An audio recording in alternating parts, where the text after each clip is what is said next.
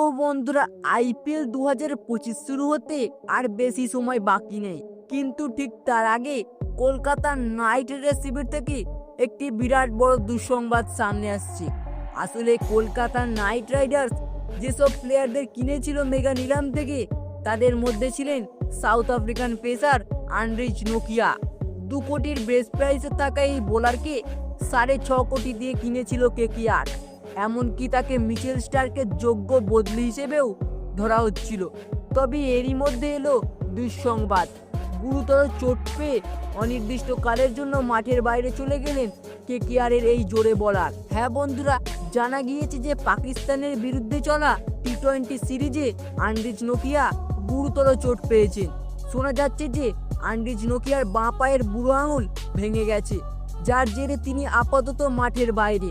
আগামী বছর হতে চলা আইপিএলের আগে প্রত্যাবর্তন হবে কিনা তা এখনই বলা যাচ্ছে না। তো বন্ধুরা, এমন পরিস্থিতিতে Kolkata night Riders team management কি ভাবছে?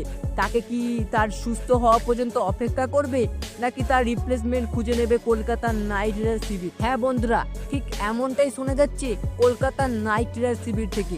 আন্দ্রিজ নোকিয়া যদি না খেলতে পারেন, তাহলে তার বদলি হিসেবে আরেক বিদেশি বোলার নেবে কলকাতা নাইট রাইডার্স। আর এর জন্য বেশ কয়েকজনের নামও উঠে আসছে সামনে। এবারে নিলামে যেসব প্লেয়ার অবিকৃত ছিলেন, তাদের মধ্যেই একজনকে নিতে পারে কেকেআর। তবে সব থেকে বেশি যেই নাম চর্চা হচ্ছে, তিনি হলেন আলজারি জোসেফ। ক্যারিবিয়ান তারকা বোলার আলজারি জোসেফ নোকিয়ার ভালো বিকল্প হতে পারে বলে ধারণা নাইট ম্যানেজমেন্টের।